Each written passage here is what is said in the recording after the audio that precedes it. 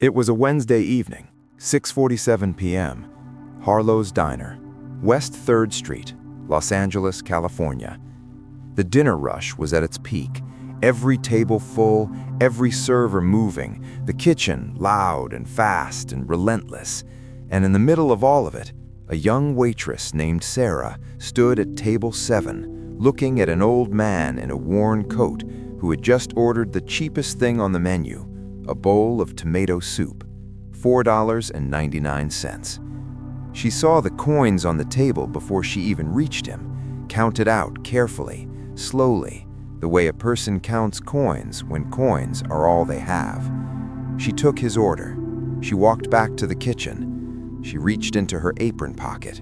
$23, rent due in 4 days, a textbook she needed before Monday. She had been awake since 5 a.m. She would be here until midnight. She stood there for a moment. Then she took out a $5 bill, paid for his soup herself, told nobody. Not her manager, not the other servers, not a single person in that restaurant. She just did it, then went back to work. She had 12 other tables. What she didn't know was that the old man at table 7 had watched every single thing she did. The reach into the apron, the $5 bill, the walk to the register, the return without a word. He sat very still, looked at the soup in front of him, and made a decision. The next morning, Sarah arrived for her shift. She pushed open the door and stopped. The entire staff was standing in the dining room, not working, just standing, waiting for her. Her manager, Frank, walked toward her. His expression was not his usual expression.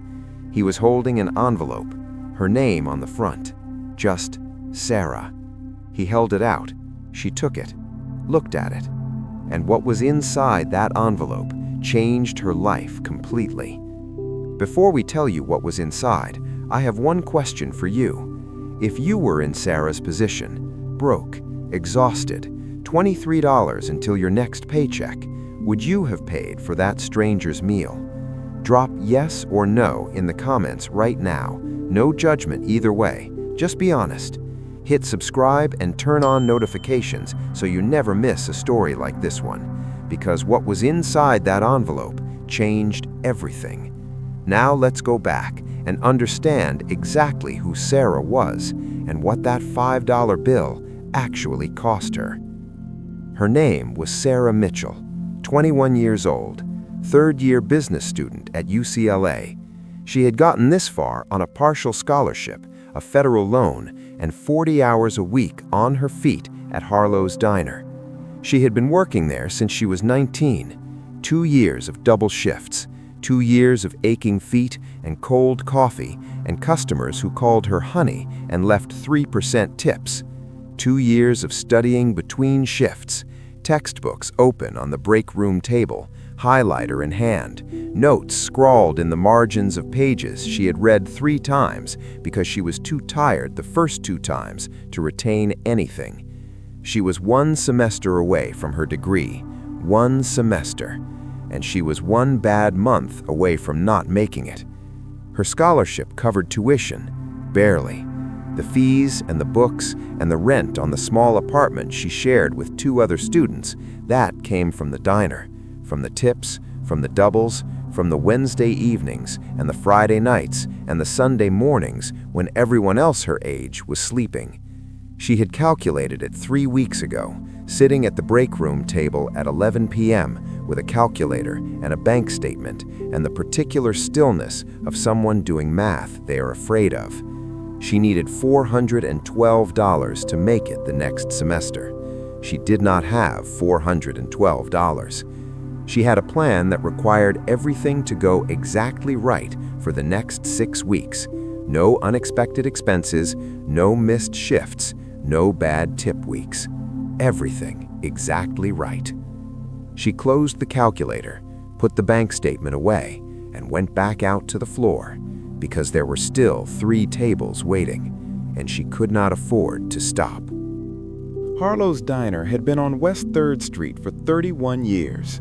Red vinyl booths, Formica countertops, a jukebox in the corner that still worked if you hit it on the left side, a menu that had not changed significantly since 1994, coffee that came in a white mug and got refilled without asking, the kind of diner that had regulars who had been coming for 20 years, the kind where the cook knew how people took their eggs without being told, the kind where the waitresses knew which tables tipped well and which ones would run you for 45 minutes and leave you $1.50. Sarah knew all of it, every regular, every table's history, every quirk of the kitchen and the coffee machine and the temperamental heating system that worked fine until February and then didn't. She loved it.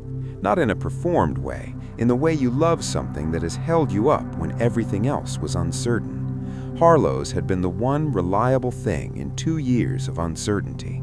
It opened at 6, it needed her, it paid her. That was enough.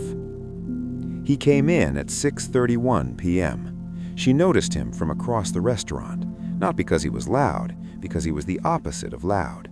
He moved through the door slowly, looked around the room quietly, made his way to table 7, the small two-top near the window, and sat down with the careful deliberateness of someone whose joints required negotiation. He was in his late 70s, a worn overcoat, dark, once good quality, now soft from years of wear, a white shirt underneath, the collar slightly frayed, no tie, hands on the table, large, weathered, the hands of someone who had worked with them for a long time. He did not pick up the menu immediately. He looked out the window for a moment, at the Los Angeles evening, the traffic, the lights beginning to come on, the particular amber of a West Coast dusk. Then he picked up the menu, studied it carefully, set it down. When Sarah arrived at the table, he looked up at her with an expression that was warm and unhurried and entirely without performance. "Good evening," he said. "Good evening," she said. "What can I get for you?" He glanced at the menu one more time. "The soup, please," he said. "The tomato." $4.99, the cheapest thing on the menu. "Of course," she said. "Anything to drink?" "Just water, thank you." She wrote it down. She was turning to go when she noticed the coins. He had them on the table beside his folded hands, a small, careful pile. He had counted them out before she arrived. She looked at the coins. She looked at him. He met her eyes briefly, not with embarrassment, not with appeal, just the steady, dignified gaze of someone who is where they are and has made peace with it. She smiled and went to put the order in. She stood at the kitchen pass for a moment after she put the ticket up. She thought about the coins on the table.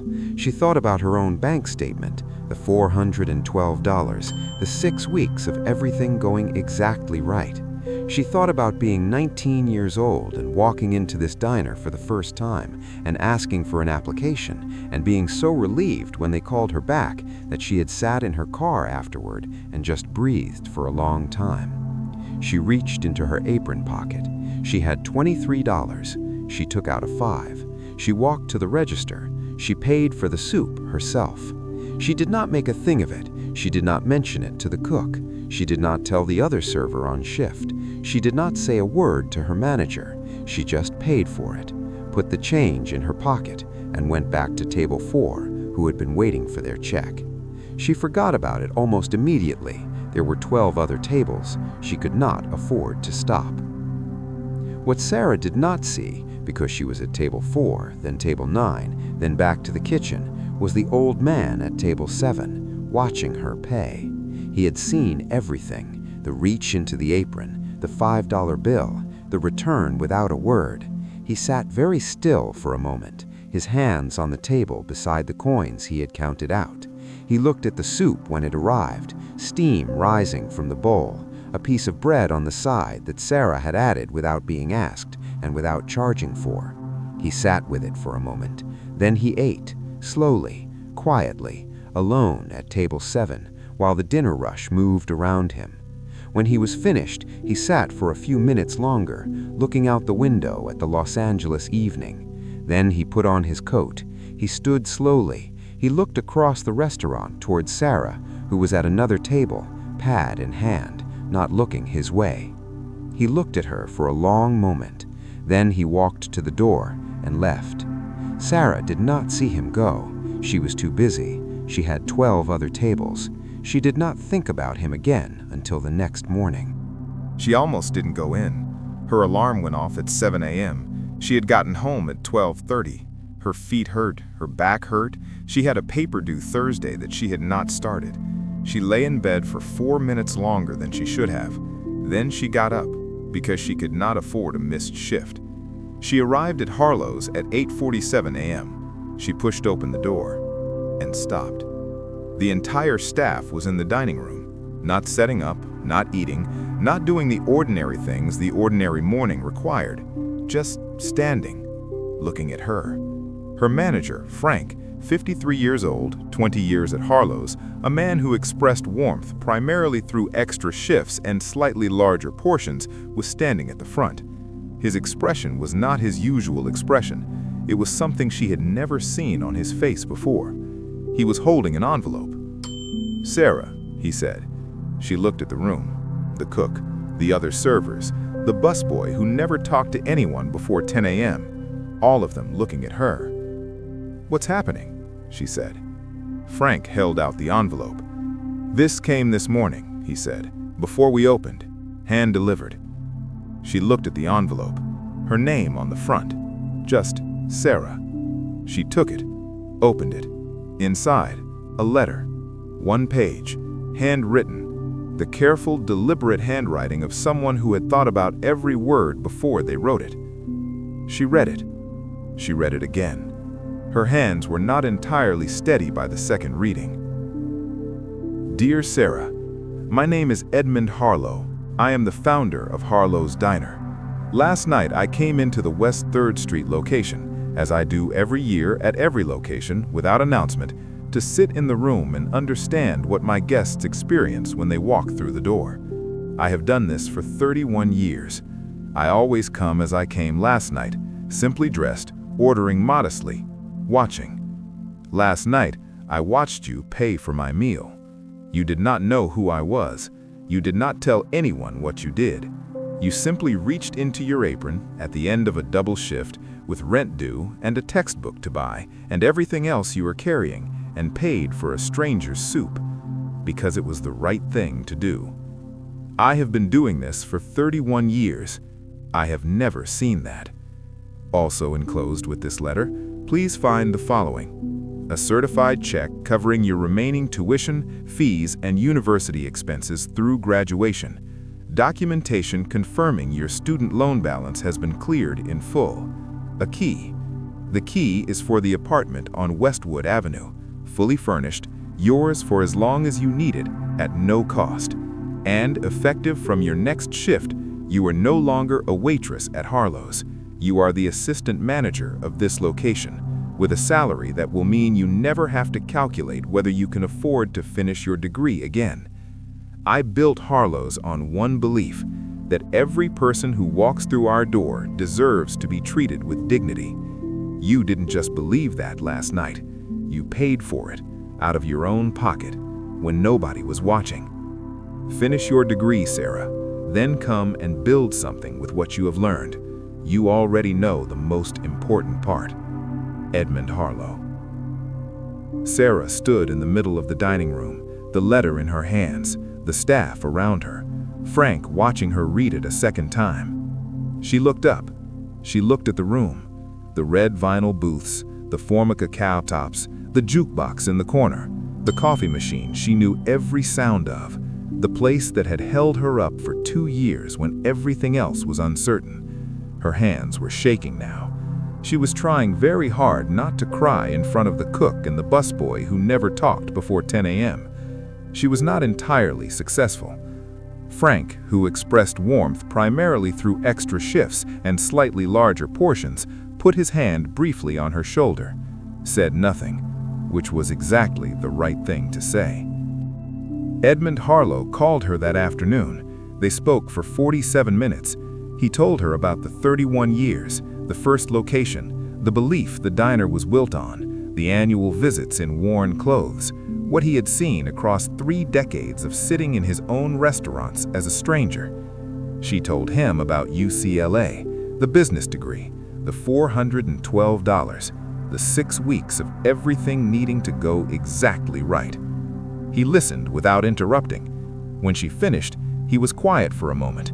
Then he said, "You were studying business so you could build something." "Yes," she said. "You already understand the foundation," he said. "What foundation?" she said. He paused. "That the business exists to serve people, not the other way around." He told her to finish her degree, that the assistant manager position would be waiting, that when she graduated, he wanted to sit down with her properly to talk about what came next. Sarah sat in her apartment that evening, the letter on the table, the key beside it, the bank notification on her phone confirming the loan clearance, a number she had been carrying like a weight for 2 years, gone. She sat with it for a long time. She thought about Wednesday evening, 6:67 p.m., the coins on the table, the $5 bill, the 12 other tables she had to get back to. She had not done it for this. She had not done it for anything. She had just done it because it was the right thing to do, and nobody was watching. There is a lesson here that is easy to take home. Be kind to strangers. You never know who they are. That lesson is real, but it is not the deepest one. The deepest one is this. Sarah did not pay for that soup because she thought something good would come from it. She paid for it because she had $23 until her next paycheck, and she still could not walk past a man counting coins on a table without doing something about it. That is not strategy. That is not calculation. That is character. And character, real character, is not what you do when people are watching. It is not what you do when there is something to gain. It is what you do at 6:67 p.m. on a Wednesday when you are tired and broke and the dinner rush is at its peak and nobody is looking, and you reach into your apron anyway. Edmund Harlow had been testing his restaurants for 31 years. He had sat at hundreds of tables. He had watched hundreds of servers. He had never seen that. Because that kind of thing is rare. Not because people are unkind, but because real kindness, the kind that costs you something, the kind done in private, the kind with no audience and no agenda, is the rarest thing in any room. Sarah had it. She had always had it. Think about the moments in your own life when nobody was watching, the small kindness you extended when you had nothing to spare, the thing you did that cost you something real, the moment you reached into your own apron. You have no idea whose table 7 you were sitting at.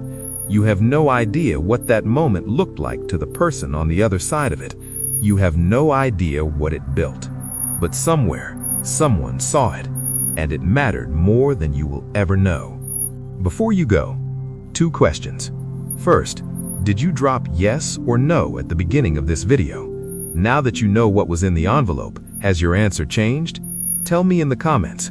And second, has there ever been a moment in your life when you did something kind with nothing to gain and something unexpected came back to you? Tell me about it, even just one line. I read every single comment, every one. If this story moved you, like the video, share it with someone who needs to hear it today, and subscribe if you haven't already. Turn on notifications because the next story is already coming and you do not want to miss it. Thank you for watching. I'll see you in the next one.